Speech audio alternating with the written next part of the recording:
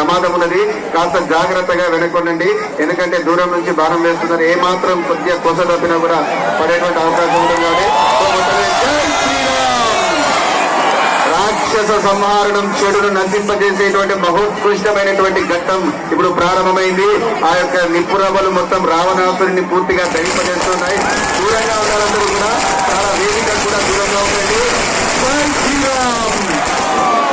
జై శ్రీరామ్, జై శ్రీరామ్. అసలైన దసరా పండుగ ఇప్పుడు మనకు ప్రారంభమైంది.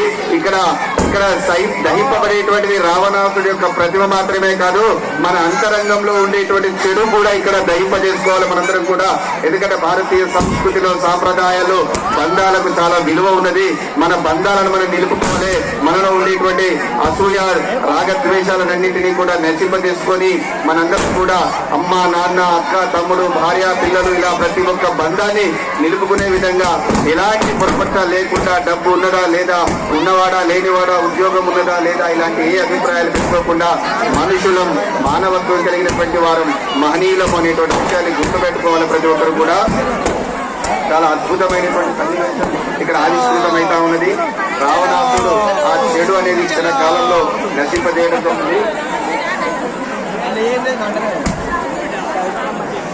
జై శ్రీరామ్, జై శ్రీరామ్. చాలా గొప్పనైనటువంటి సందర్భం అండి భారతదేశంలో. ఎందుకంటే